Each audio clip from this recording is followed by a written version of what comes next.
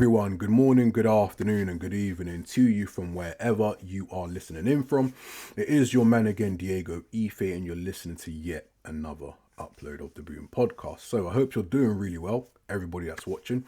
Happy New Year, happy belated New Year, and hope you're all getting on well with your New Year's resolutions. And if you're not, there's still time to jump back on your bike and get at it, right? The reason why I'm uploading this post is to talk about my theory of sexual market volatility, right? And the idea behind it is that the dating market is in a state of flux where, for example, there's a high percentage of women chasing a small percentage of men, leaving the, let's say, 80 to 90%, depending on what source you look at, largely invisible, or maybe second choices, or vagaries of that, right? But they don't have the same level of sexual access, to be crude, that the high value or hotly desired men may have. Okay, what that has done, and I'm sure many people can attest to this, a man who may be very attractive to even your creme de la creme of women may have certain concerns that woman might not be the best woman for him to settle, rightly or wrongly. So what he does is he will now go for a woman that, to use a Kevin Samuels expression, go down in looks. But then the issue he has is the very kind of cooperation he might have been looking for. That woman has not just been approached by him, she's been approached by several men. And it might be a case of quality over quantity, but in her mind, it's quantity is numbers, is volume. So as far as she's concerned, she's got options and she is high value adjacent, or what have you, right? So then that man now is thinking, hang on a second. So wait, you mean I've gone down in looks, but I'm getting the same, if not worse, kind of personality and character than I would have expected? In fact, in some cases, and I've heard certain men say that the better looking women that they've experienced actually have been nicer people, more personable than the women that they had gone down and looks for, and it didn't quite go according to plan. So what happens with that is that your more attractive women, right? You're the ones that are everybody wants, right? At least superficially anyway. They now don't get the same level of approaches that they might have thought they would. And so a man who many might think is punching above his weight will now approach her. He might say something quirky. He catches her, it's fortuitous, he catches her at a certain point, she laughs, and she, boom, icebreaker. And so that man now gets that woman because he's got a personality. He might not have, like I said on paper, she might be seen as the catch, and he is, like I said, outperforming what, everything he's working with. Okay, that's the result of what I call sexual market volatility. And Kevin Samuels has been a proponent of it, where he would say, and other people have said the same thing too, assortative mating, where people that are on a similar level should basically pair up, and that will contribute to a more functional, happier society. Both America and the UK are in, or shall I say, negative population growth. In other words, they're not at replacement rate. So they are going out of existence. And in both the black populations in the UK, black population in America, they're also not at replacement rate. So they're also, I won't say going extinct per se, but they're in decline. Their population figures are in decline as things stand. And that's not necessarily from this decade. It has been like a gradual, in America has been the case since like 1980 odd, right?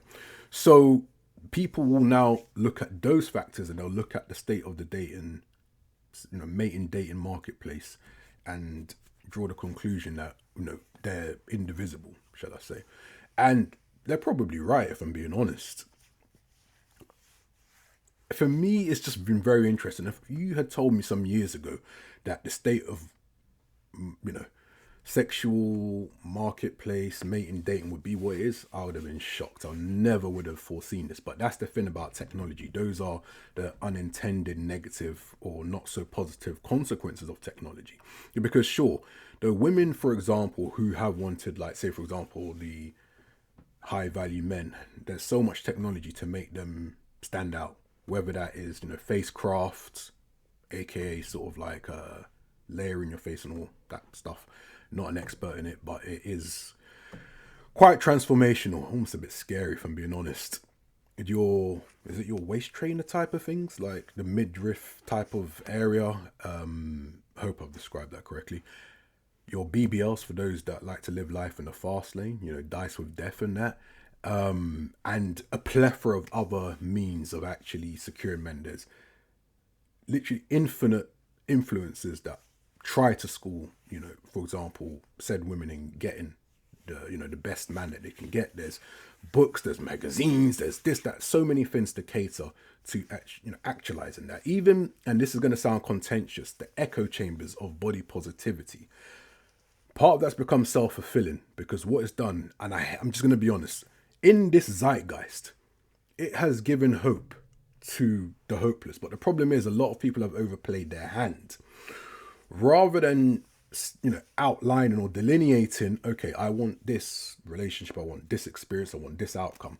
Once they start having the doors open, then the arrogance might now start, and they completely lose sight of why they actually entered the so-called sexual marketplace, right? It now becomes some kind of preoccupation with my standards, my standards, my standards. And I think men are starting to really reflect on the state of play. And I've seen everywhere I go, without even looking for it, whether it's on Clubhouse, YouTube, Twitter, this place, that place, this place, deluge of men saying they're checking out. They don't want to have flexible relations with women. They don't want to have girlfriends. They certainly don't want to get married because they think that society is not giving men a great deal. And there's no question about it. The reasons are completely, they're not without foundation. Oh, no. They're not without foundation. So this topic might irk, it might irritate, it might trigger people. And that's not the intention of it. But it's more so just to foreground the futility of sexual market volatility. What does it accomplish? And I have used it analogously to the market volatility that someone might want when they invest in the stock market, right? You're looking for arbitrage, you're looking to exploit a gap in the market. Those things don't tend to happen often. You understand? It happens for a few people. Now you see it, now you don't. Pretty much. People have tried to apply that. And the funny thing is with the sexual marketplace, the difference with the volatility is that the volatility, if we're talking purely in carnal terms, there's more gains for a wider window, an extended window, than compared to trying to execute that trade that will give you, great upside, so to speak. So, I've spoken a lot. It'll be interesting to sort of hear and see what you lot think about my sexual market theory. So, honestly, thank you ever so much for listening again. Like, comment, subscribe, and I guess I'll see you on the next upload. Not much longer after this particular one. Take care, everyone. Goodbye.